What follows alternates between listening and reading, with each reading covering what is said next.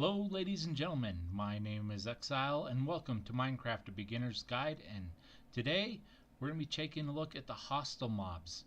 This is a continuation from our last episode where we discussed the friendly mobs, but it was just going to be a really long video, so I broke it into two. With that, I got a bunch of spawn eggs in my inventory, so let's go ahead and get started. Okay, so first off, we're going to take a look at the witch. She's not the most pleasant of people. You can see she even has a wart on her nose. But she is pretty tough to defeat when you're actually playing in your world. They will throw potions at you that can make you slower or poison you. That will strengthen her. So they can be pretty hard to take down. But look at all this loot that you can get from them. You can get glass bottles for brewing your own potions, glowstone, redstone, gunpowder, spider eyes, sugar, and sticks, all from killing these one witches. In the swamp biomes, there's actually a witch hut where witches spawn all the time. There are some places where witches are more uncommon, but in the swamps where there's a witch hut, they spawn like crazy. So you can make a farm to harvest all of this loot from these witches. Can be something pretty useful to have in your own world. And a lot of these mobs will be dealing with a lot when we start our Let's Play. Okay, and next up, the creeper. This cat here, the most iconic of all the Minecraft creatures. If you'll turn around, you'll see. You won't even turn around for us. His face is the one that you see on all the Minecraft memorabilia, on the game cover itself. He is iconic with the game. When you kill these cats, there he is. When you kill these cats, they drop gunpowder and XP. As with all mobs, they drop XP whenever you kill them. When these guys attack you, they start to hiss, make a hissing sound, and they start to turn red and expand inside until they explode, thus the TNT. These guys are responsible for the majority of my own personal deaths in game because I never hear them coming. They're sneaky, they creep up on you, and yeah, they're a real nuisance. Okay, next on the list, another icon of the game is the zombie. These guys, when they attack, they do striking damage, so they have to be close enough to hit you for there to be any damage. The creeper has a blast radius that will impact you more if you have your back turned to him than if you're facing him straight on. A zombie, he's got to actually touch you to hurt you. Now, as you progress and the difficulty increases in your Let's Play world, they can spawn with armor or with tools like swords or shovels or axes. So the more difficulty you get in your game, the more chances of getting a lot more damage from these guys. Now when you kill them, they drop rotten flesh as their normal drop and XP, but if they're wearing armor or carrying tools, there is the possibility of them dropping those as well. So early game, sometimes you don't have the resources to craft good armor, and sometimes by killing these guys you can get better than what you've got. So, keep an eye out for it. It can be very useful. The next is a variant of the zombie. Right here, this is the husk. They spawn in desert biomes, and desert biomes only. Okay, their behavior is the same as the regular zombie. When these guys hit you, they give you the hunger effect, which makes your hunger bar reduce drastically. And their drops are the same as the zombie. Alright, this next guy. This is the Enderman. They're the tallest of all the regular mobs. And they will stay passive unless you look right at them. Now, if I was in survival, he'd be going nuts, screaming, trying to get me, because I looked right at him. Okay, in the normal world, they're just like this. They don't really care what you're doing unless you look at them. When you kill them, or when you attack them, they'll teleport. So you could go up and strike this guy with a sword, and all of a sudden he's not there. He'll be behind you or off over there. and he will charge at you and try and attack you. They can be very difficult to kill, but once you do, they drop ender pearls. Now, ender pearls are very handy in the game because it gives you the ability to teleport. Wherever you throw an ender pearl, by clicking the right mouse button when it's in your inventory, you will teleport to wherever that thing lands. So if you're doing a building that's very tall and you want to get to the top, you can ender pearl up there instead of having to build some weird staircase that you don't really want there. Ender pearls are used in other recipes as well, but these guys can be rare. But they are the only mob in the game that can be found in all three dimensions, in the overworld like we're in now, in the nether, and in the end. And these are everywhere in the end. You can't go 2 feet without running into one. So the end can be dangerous if you're not paying attention to where you're looking. Okay, next up is the skeleton. Alright, this guy always carries a bow, and they attack at range. If you're within a 16 block radius, they will shoot arrows at you, and will continue to do so. And with the new mechanics they introduced a couple of releases ago, they also move very fast from side to side when they're attacking you. So if you have a bow as well, they're extremely hard to hit, but they are very useful for their drops. When you kill them, bones you'll get just about every time, and these can be crafted into bone meal, which I'll liken it to fertilizer. You can make your crops, trees, whatever grow at an extremely fast rate. Very handy to have. They also have a chance of dropping their bow, arrows, and just like the zombie, they can spawn with armor on, and there is the potential of getting their armor as well. So a lot of drops can be available from killing the skeletons. Next up is the stray, and he is a less bony version of the skeleton. These guys only spawn in snowy or icy biomes, and like the husk that we talked about down there, the stray, when it shoots you with an arrow, it has a slowness effect on it, so you can't move as fast, which can make for a bad day when you're surrounded. But upon killing them, like the skeleton dropped arrows, there is the potential for them to drop those slowness arrows. So can be a very useful mob to try and fight. And like the skeleton, it also drops bones, the occasional bow, and armor if it is wearing it. The next mob is a variation of the skeletons, I guess you could say. It's the skeleton horse. Oh, and then we got a baby one. Now these guys, you can tame them and ride them just like the regular horse that we talked about in the previous episode. But if you get close to an adult and it gets hit by lightning, which it can strike at any time, this skeleton horse will turn into 4 skeleton horses with skeletons riding them, all with enchanted armor, and it's very hard to kill them, especially since you're dealing with 4 of them. So a little word of warning, they are unique, but they can be very dangerous. And if you kill them, you receive bones and XP. Alright, the next one is this guy. This is a slime. These guys are really noisy when they're moving around. They can only spawn in low light level areas, and in the overworld they spawn in swamps, but throughout the various chunks, the world is divided into squares. There are certain squares designated as slime chunks where they can slime other than in a swamp. Okay, now what that means is if you dig down to the lower levels, you can actually farm these guys. They'll spawn naturally. Bigger ones like this, and there's one a little bit bigger than that, can do damage to you by jumping into you. But let me see.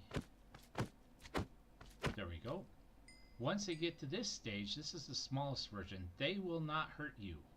They cannot do any damage, but once you kill them at this size, you can receive slime balls, which are extremely handy. They will make sticky pistons and slime blocks, both of which we'll be using heavily in our Let's Play world. Okay, and real quick, I need to get the next batch of mobs out here. Okay, so next, there we go. And I spawned him into the wall. There we go. Okay, this guy is a spider. They are larger. They take a 2-block square, whereas all the other ones can spawn on just one single block. These guys had to have a 2-block square to spawn. They move very fast, and when they attack, they jump, so they can be very difficult to kill. But once you do, you can receive string from them as well as spider eyes. Okay, and then there is a variation that you will find in what's called an abandoned mine shaft, and you can see this guy is a lot smaller than his uncle here. Okay, this is the cave spider. They are poisonous. If they attack you and hit you, you will receive the poison effect, which decreases your health and increases your hunger.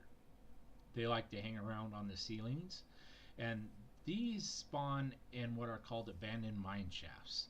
It's a naturally occurring structure like the villages that we talked about in the last episode. And in those mine shafts, there will actually be a spawner. It's a black cage, and they'll spawn 4 or 5 at a time.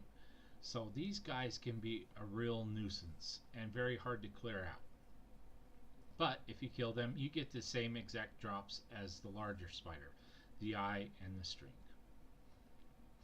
Now to get back to this guy, this is a zombie villager. And these guys have all the same drops as the regular villagers. However, you can capture these, and through a process which we will do in our Let's Play, you can cure these. You can change them from a zombie into a regular villager by giving them, you hit them with a splash potion of weakness and a golden apple. And at that point they hiss and buzz and shake up and down like crazy, and eventually their green texture goes away and they look like the villagers we discussed in our last episode. So if there's no villages close by, you can start to build your own community by capturing these zombies and changing them. So super cool. Okay, there are also more villager type mobs that are hostile. This is one of them. This is called the Vindicator. We're actually going to cover both of these at the same time. And this one's the Evoker. Very similar in the way they look. Only that one has a black robe, and this guy is wearing he's like an evil butler.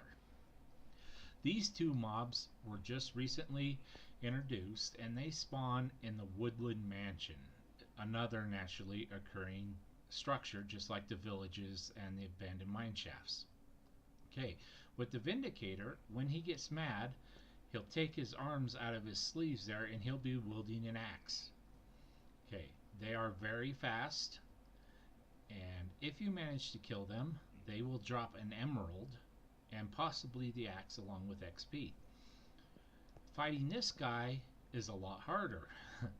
This Evoker has several different weapons that he uses that I won't give away because everyone should go into that one blind, I think, because it's a lot of fun when it happens. A lot harder and a lot rarer mob to fight. There's only 2 to 3 of these that spawn in a Woodland Mansion. So once you find your Woodland Mansion, you want to take advantage of it, because not only do these guys drop emeralds, they drop this as the Totem of Undying. So if you have this in your hotbar, like where I have my spawn eggs here, if you do something where you would normally die, let's say I tower up way up in the sky and fall off, if I have that totem, I will not die. I'll hit the ground and then I'll come back with half a bar of hearts, and I don't lose anything. So this can save you from losing your XP, your tools, everything if you have these in your inventory. Once you use one, it's gone. So If you have something special that you're planning on doing where it's a hazard, then you might want to have one of these. Alright, that takes care of most of the land-based mobs, hostile mobs, sorry, that we'll be discussing here. And next comes these guys.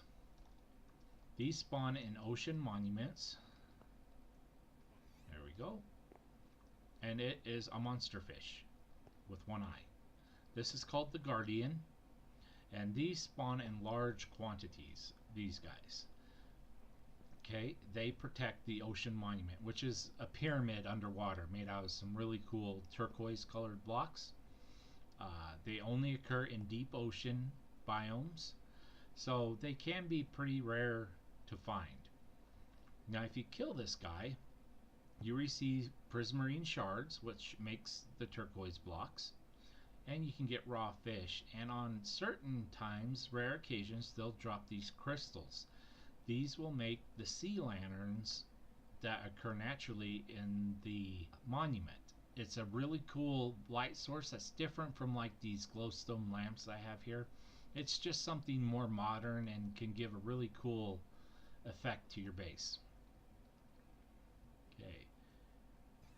And there we go, he went in. And this guy, this big guy here, is the Elder Guardian. Okay, he is one of the 3 bosses in the game. Okay, there's 3 of these in each ocean monument. So when you go to clear a monument, you better pack a lunch because these guys can be pretty tough. And also, with each of these, when they're attacked, they have a different, almost like a laser beam that comes out of their eyes. This one just causes damage. This one can give you mining fatigue. Now, mining fatigue won't let you break blocks. You know, when we're breaking blocks, it takes a little bit, depending on your tool, but nothing takes forever to break unless you get hit with mining fatigue, and then you can't do hardly anything. Escaping these guys when you have mining fatigue, if you're in a bad spot, is pretty close to impossible, it seems. But like the Guardian, they drop the shards, the fish, and the crystals, but also if you kill one, you receive a sponge. Now there is a room in most of the monuments that has some sponges as well. These are really handy if you're building, and let's say there's a lake that you want to get rid of, or a pond. You can throw these sponges in and they'll absorb all the water in the area. So these are awesome to have. Rare to find, but awesome to have. Okay, another one of the overworld mobs is this guy. Let's spawn a few of them in because they crack me up. These are called silverfish. They are an annoying mob. They're hard to kill because they do move fairly quickly. Looks like some sort of weird bug. And they're not good for much of anything. They don't drop anything except XP, but they spawn around the end portals, which we will get into in our Let's Play, but that is how we're going to get from our overworld, like we're in now, to the 3rd dimension. And these guys kind of guard it.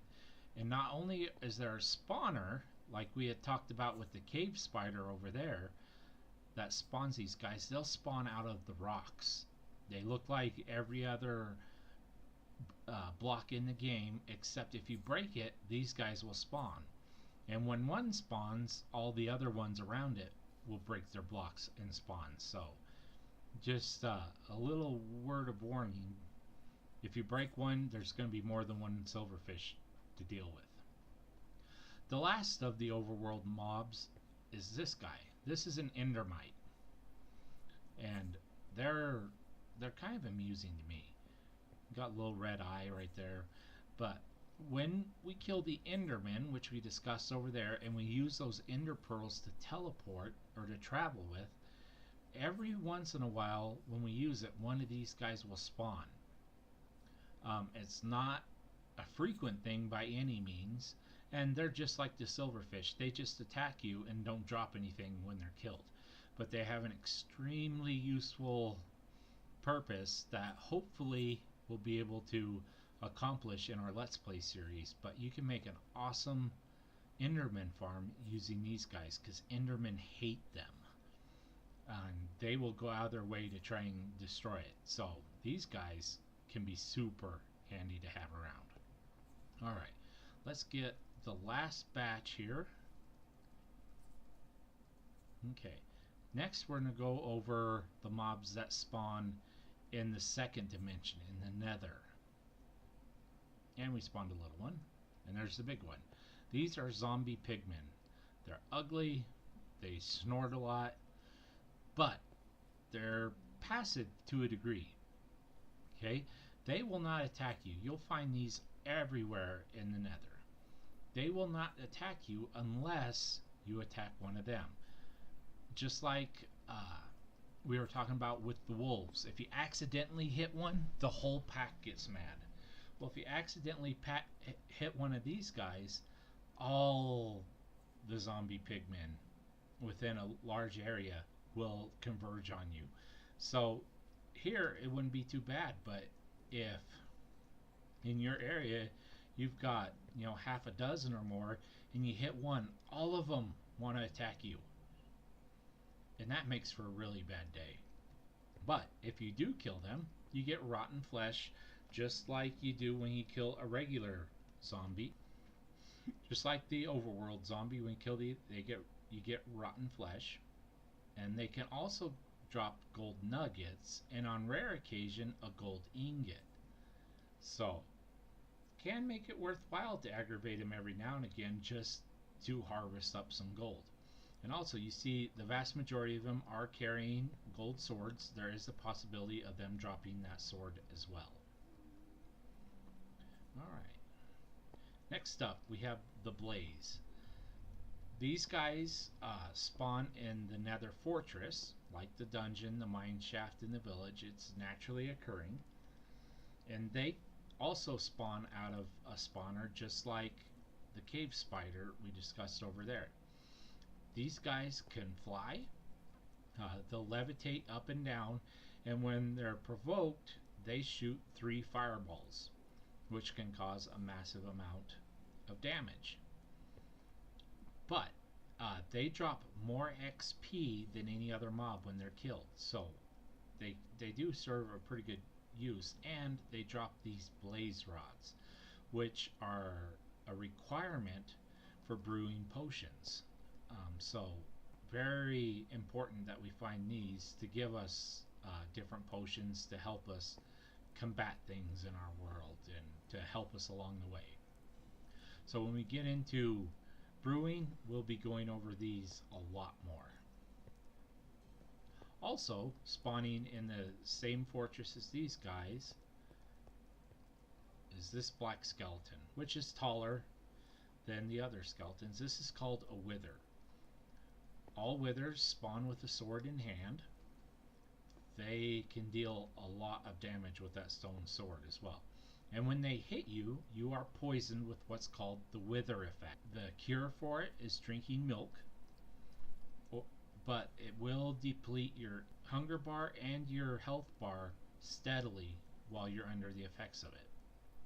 Now, when we kill this guy, we get XP. They drop coal, bones, and the possibility of that stone sword. Now, more importantly, with looting on your sword, which is an enchantment that we will cover, you have the chance of getting their head. Their head is very important for spawning the second boss in the game, which we will cover here in just a few minutes. It's called the Wither. So you have the Wither skeleton. Their skulls are what you use to create the Wither mob boss. Okay, and just like in the overworld with the slime, which was over there. No, it was right there. Sorry. The Nether has their version of a slime called a magma cube. The magma cube is just like the slime in the way it moves and attacks. Let's grab a sword here so I can show you. Oops. There we go. Now see, he spawned 4 average sized slimes, and then they spawn these little guys right here. All the slimes, no matter what their size, can inflict damage to you, unlike the slime where it's only the larger versions. Okay, and when you kill these, they have the potential of dropping magma cream, which is used in crafting recipes. And we created a little farm here, apparently. But that being said, we're going to spawn this guy. This is a ghast. The ghast is very, very loud. You will know when they're around. They have this scream. It's hard to explain for me, but they do. Oh, there you go. You heard it there. They will shoot an explosive charge. They can be pretty tough to kill, but it's not impossible, and I will teach you the best way I've learned to kill these guys in our Let's Play. But when you kill them, they drop XP and either gunpowder, or there's the chance of them dropping a gas tier, which is very important for spawning the last of the bosses, the dragon. And we will not be spawning a dragon in this world. That's something that I would rather do in the Let's Play that we'll be doing. So just be sure to tune in for it so you can see the dragon and how to fight it. Okay. And the very last one here is this guy.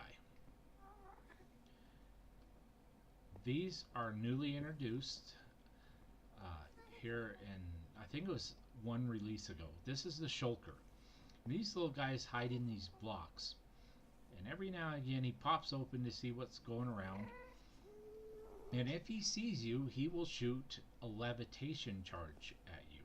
If it hits you, you have no control and you just start floating off into the air. And then when it wears off, you fall to the ground. So, they can be very dangerous when you're fighting them. But, the coolest part, when you kill them, there's a chance that they will drop a portion of the box that they're in. Now, these shulker boxes, which is what he's in, we can place a chest in them and we have a backpack. So in our inventory, when we're in our world, we have these slots, remember? That's what we have to fit. But imagine this, with 2 shulker shells with a chest in between them, we add this much space, these 3 lines of inventory space, into 1. So we can multiply our storage capacity by 27 single chests. Think about that. So that is one of the, in my opinion, one of the best additions they made to the game in a long time. These guys only spawn in the end in special naturally generated buildings called an end city, which is also where you can find the elytra, which can be used for flying, and the dragon head, which you can wear, and it's super cool. So the end is very profitable once we get there, defeat the dragon, and we can find shulker boxes. Okay, and one last mob I will spawn into our world. Here, let me pull it up. We need soul sand and wither skulls. And we're just going to go right over here. To spawn a wither, you have to build this. Remember how we built the iron golem in the last episode? Similar, but we're going to make that T out of soul sand, then place 3 wither skulls on its head.